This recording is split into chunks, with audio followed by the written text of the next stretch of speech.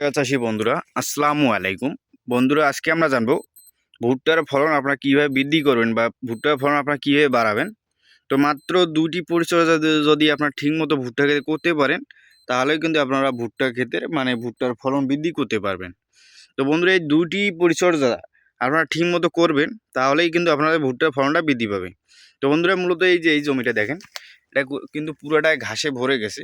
তো যত দূরে যাবেন আর কি, যত ভিতরে যাবেন ততই কিন্তু এইরকম দেখতে পাবেন আর কি, ঘাসই ঘাস।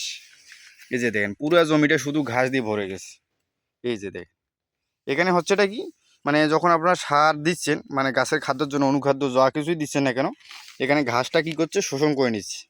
এতে কি করে কি হচ্ছে, আপনার গাছের জন্য যে খাদ্যটা দিয়েছেন, এতে করে গাছের যে খাদ্যটা সেটা ঘাস টেনে নিচ্ছে। এতে করে গাছের খাদ্যটা কমে যাচ্ছে।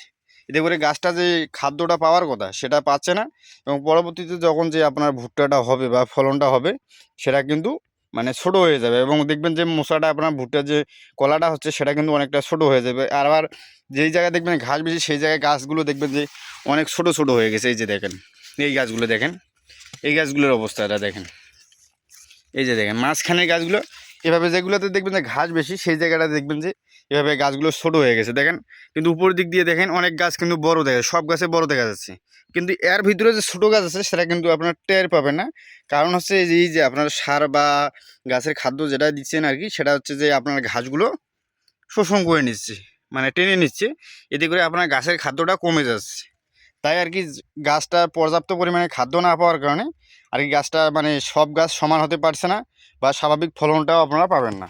তো এই জমিটাতে যেমন ঘাস দেখতেছেন, কিন্তু এই পাশের জমিটাতে আপনারা দেখেন, এই যে এই জমিটা আপনারা লক্ষ্য করলে দেখতে পাবেন। এই যে দেখেন, যে একটা ঘাস থাকবে সেটাও কিন্তু নেই। এই যে দেখেন, মাটি একদম নিট অ্যান্ড ক্লিন একদম দেখেন। আর এই গাছগুলো দেখেন, সব গাছ কিন্তু এক সমান হয়ে আছে। গাছের গোড়াগুলো দেখলেই কিন্তু বোঝা যাচ্ছে সব গাছে এক সমান হয়েছে। এই যে জমিটা দেখেন, নিচ দিয়ে দেখলেই বুঝতে পারবেন যে সব জমিটা পুরোটাই পরিষ্কার একদম ক্লিন হয়ে আছে। আর গাছের গোড়াগুলো দেখেন, সব গাছ এক সমান হয়ে আছে। তো উপর দিক দিয়ে দেখেন, এটার কিন্তু ফুল বেরার সময় হয়ে এসেছে। তো এটা কিছুদিনের মধ্যে আর কি সেচ দিলে আর কি ফুল বেরা শুরু হয়ে যাবে।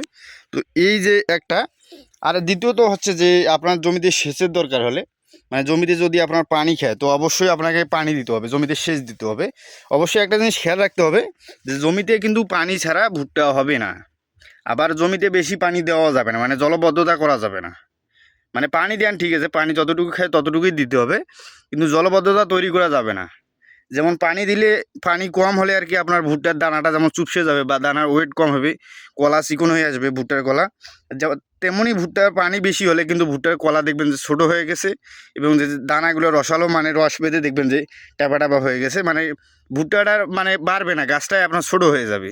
তো এদিকে দুইটা দিকে খেয়াল রাখতে হবে। এক হচ্ছে আপনাকে আগাছা দমন করতে হবে, দ্বিতীয়ত আপনাকে জমিতে পর্যাপ্ত সেচ দিতে হবে, এবং অপর দিকে আপনাকে জলবদ্ধতা করা যাবে না, তাহলে কিন্তু আপনারা সঠিক ফলনটা পাবেন। তো বন্ধুরা, যারা ভুট্টার ফলন বৃদ্ধি করতে চান তারা অবশ্যই এই দুইটা কাজ করবেন। এক হচ্ছে জমির আগাছা দমন করবেন, এবং দুই হচ্ছে জমিতে সঠিক সময়ে সেচ দেবেন, তাহলেই কিন্তু আপনারা ফলনটা বৃদ্ধি করতে পারবেন। তো বন্ধুরা, আজকে পর্যন্তই। সবাই ভালো থাকবেন। আমাদের ভিডিওটি ভালো লাগে অবশ্যই আমাদের চ্যানেলটি সাবস্ক্রাইব করে দেবেন। আসসালামু আলাইকুম।